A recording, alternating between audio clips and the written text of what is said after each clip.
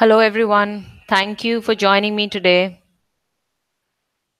And as you know, this is a series that's called EFT for Physical Issues, and this is part five of the series. And today, I'll be talking about the link between trauma and illness. That is, when trauma is unresolved or when it is unhealed, then it can result in health issues later in life. And that's what we'll talk about today.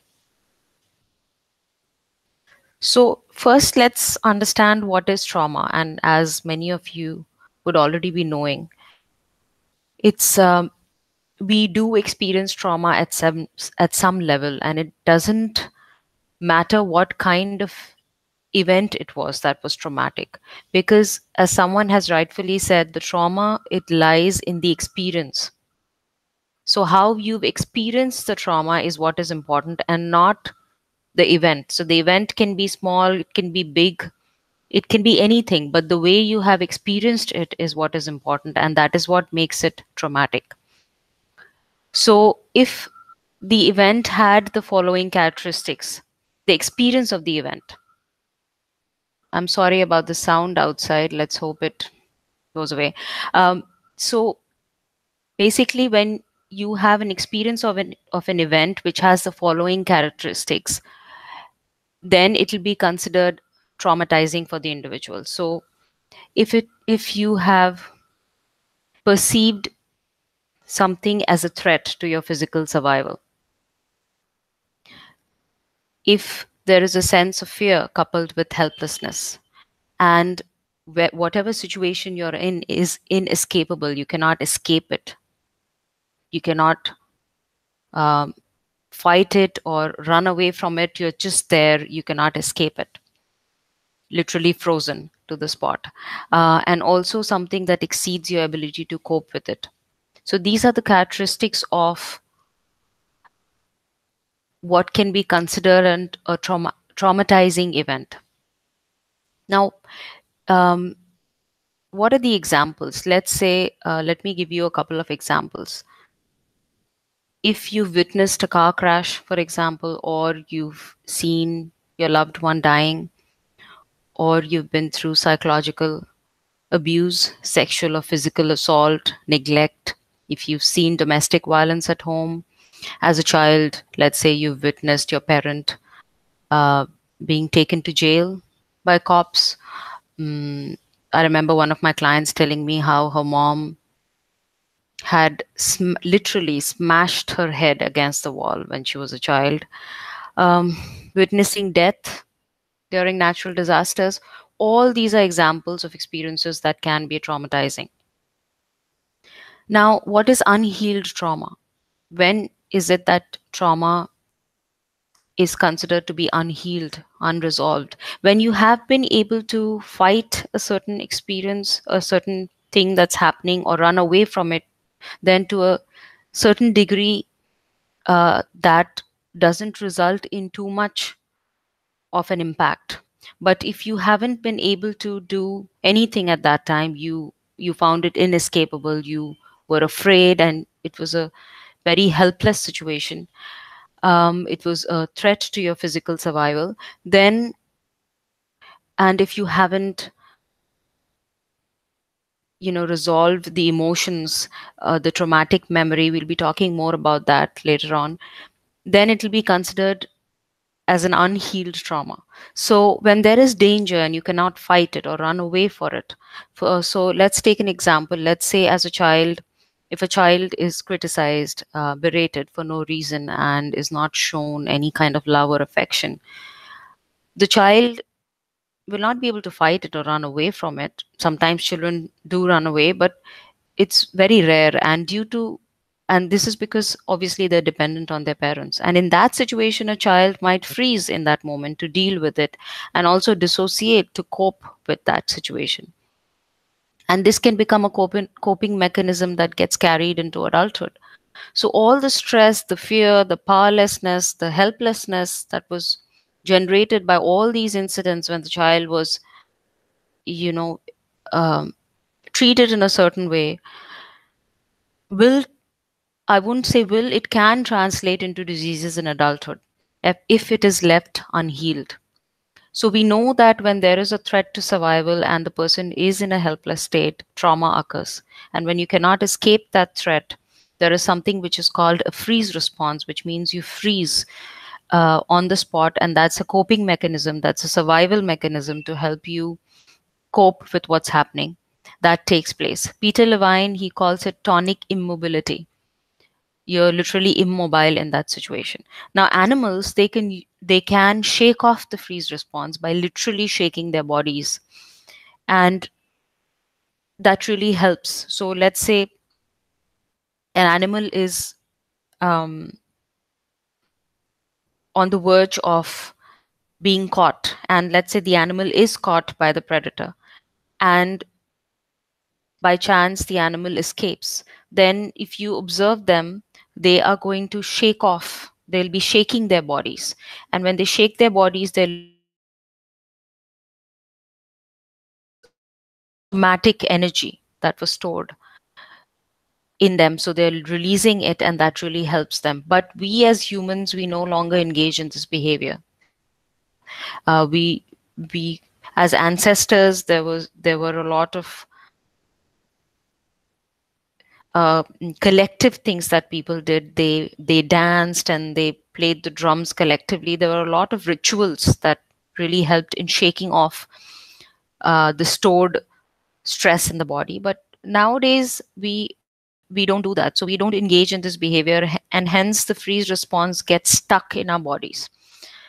And these uh, responses actually form the structure. They are basically something that form the structure of trauma. This is the structure of trauma, and you can read more about it in Peter Levine's book, In an Unspoken Voice. Now, what is ACEs? It is basically adverse childhood experiences study. This was one of the largest investigations of childhood abuse and neglect, and how it affected the later life health and well being. And you can read more about it on the link that's given on this slide. Now, adverse childhood experiences are emotional, physical, sexual abuse, then emotional and physical neglect, homes that have domestic violence, mental and or substance disorders, or parental separation or divorce, or a family member who is jailed. So usually ACEs occur before the age of 18, but their effects can endure. And you can read more about this on the link. Now, they say that as the number of ACEs increase, so do the risk of the following. So you are at an increased risk if the number of adverse childhood experiences are more. So the more the number of childhood adverse childhood experiences, the more the risk of the following, like alcohol and alcohol abuse, chronic pulmonary disease, depression, fetal death, health related quality of life, drug use, heart disease, liver disease, poor work performance, financial stress, risk for intimate partner violence, sexually transmitted diseases, smoking, early initiation of smoking, and so much more.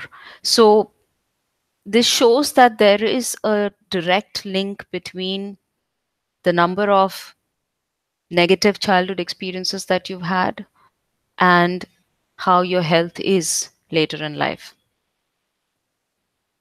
Now, this I'm going to just explain this flow chart. This is a simple flow chart that explains what happens in your body when you encounter something that stresses you. So if it's an event that's causing stress, or if it's an event that is life threatening, what happens in your body, because it's really important to understand what's happening and why, um, not why, but how what happens in the body can cause illnesses, can really impact your health. So when there is a stressor, which is an event that causes stress, your ANS, which is your autonomic nervous system, that gets activated. Your blood pressure rises, your pupils dilate, digestion slows down, the blood flows to your limbs so that you can fight or run away from the situation. Now, if the stressor persists, and if your system, your body does not come back to the normal level, then the stress hormones will continue to flood the system. So if the stressor has been there for a long time, your body is going to continue to secrete those hormones, those stress hormones, and that will lead to physical problems like hypertension and other issues. Now, the other thing that happens is you also, when you are, when there is a stressor, then you are either able to cope with that or you're not able to cope with it. So if you're able to cope with it, then that means your body is going to come back to its normal homeostasis, and it's everything is going to be okay. The stress hormones are no longer being released, your body is back to its normal level. But if you're unable to cope, then again that can lead to physical issues. Also, if you perceive the stressor to be negative, then that also stimulates the sympathetic nervous system, which will bring about changes in your body to deal with the stressor, which is like the blood pressure rising, the pupils dilating, digestion slowing down. The sympathetic nervous system will get stimulated, and and if it continues to be stimulated, then your body is going to develop physical problems, asthma, cardiovascular diseases, and other problems. So this just explains what happens in your body. So basically, the sympathetic nervous system is the one that helps your body deal with the stress, and the parasympathetic nervous system is the one that brings your body back to its normal homeostasis, the normal level. And what we need is, once, it's not that you cannot be stressed at all. Of course you need, if there is something in the environment that has to be dealt with that is threatening, then your body obviously needs to go into this, prepared to deal with it. But once that's over, your body has to come back to its normal homeostasis level. That's very important. Otherwise, the stress hormones will continue to flood your body, and that's what is going to lead to physical issues. So, how does unhealed trauma result in illness? Let me just give you a short case study about one of my clients that I had worked with long back, and she had said that she was okay with me talking about her case. So this client of mine, she had been sexually and physically abused by her stepfather, and also physically abused by her mother when she was young. And of course, when she had come to me, she had a lot of agitation and anxiety, and she always felt like she was being attacked.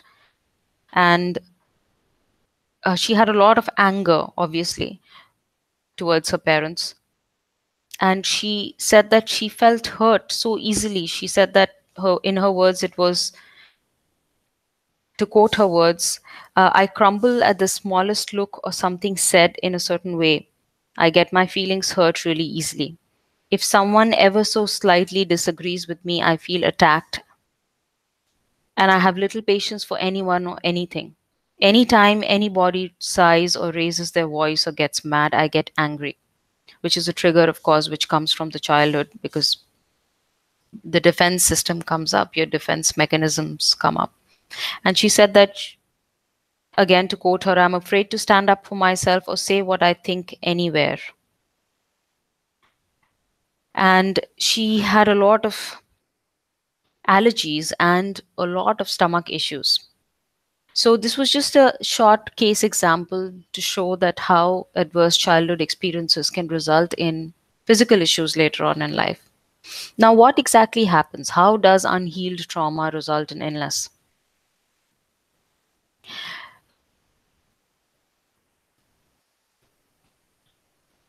Damasio, who is a neurologist, and his colleagues, they published an article reporting that recalling an emotional event from past leads us to experience the visceral sensations felt during the original event. So you literally feel what you felt at that time. It's reliving the incident. Your body carries those sensations and it relives them. So What happens during trauma is that memories are encoded. By encoding means that the way in which the information is taken in. So the traumatic memories are encoded primarily as bodily and emotional memories. So they don't have any pictures or words attached to them. Because under conditions of extreme stress, what happens is the memory processing fails. You are not able to process what's happening properly, and you're not able to integrate incoming data into a coherent form. So it's not a proper narrative. And only the sensory elements of the experience are there, and they're unintegrated. They're not really coherent. They're chaotic. And that's how the encoding takes place, because during extreme stress, the memory processing fails.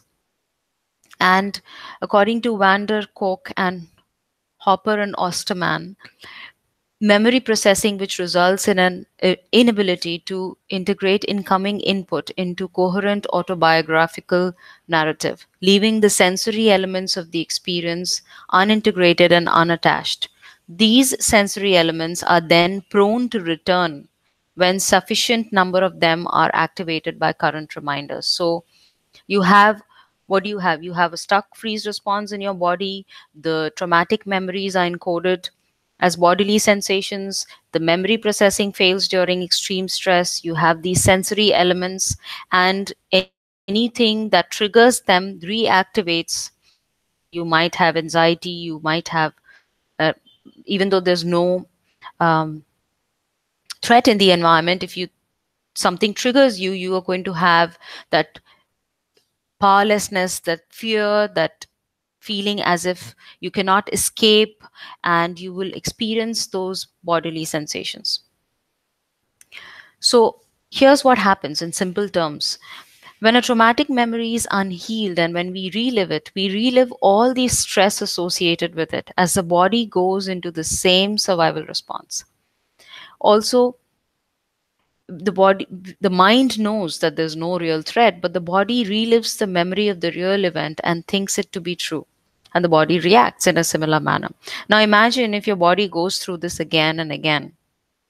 There is hypervigilance, and in this state of stress, the autonomic nervous system, what I spoke about earlier, stimulates the adrenal glands. They release the cortisol and the adrenal. Cortisol, it actually works in replenishing energy supplies to the body, and adrenaline levels increase, cortisol levels increase. Uh, these are basically adaptive resources, and these are needed during high state of stress, and they help in maintaining stability during change and emergency. They're very helpful in actual danger, but not at all helpful then when there's no danger, which means when the danger is imagined, which means you're thinking about something and your body is going into that arousal, hyper arousal state, then these adaptive resources are not helpful, because your body will keep going into the survival response, and if it's not able to come out of it, the continued secretion of cortisol and adrenaline will keep your body in a state of hypervigilance, and you'll always be scanning for danger. And obviously in this state of stress, your food is not going to get digested, your body will be exhausted, your body is not going to be able to repair itself. So all this overactivity of the autonomic nervous system will lead to physiological problems such as hyperglycemia. High levels of cortisol leads to increased sugar in the blood, high blood pressure, cholesterol, increase in cholesterol, gastritis, and so many other physical problems. So this explains why we need to heal the trauma, and that's what we are going to discuss in the next YouTube live.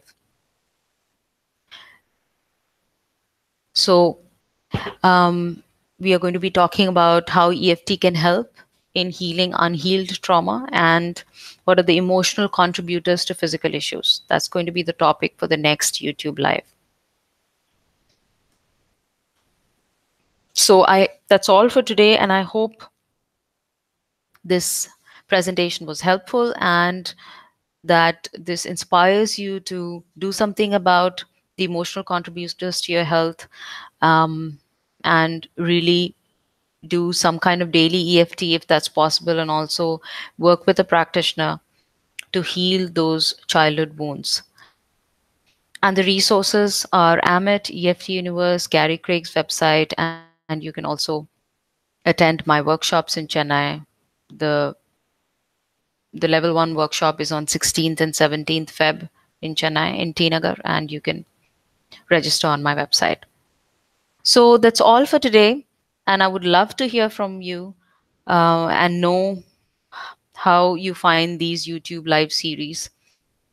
So have a great day. Thank you.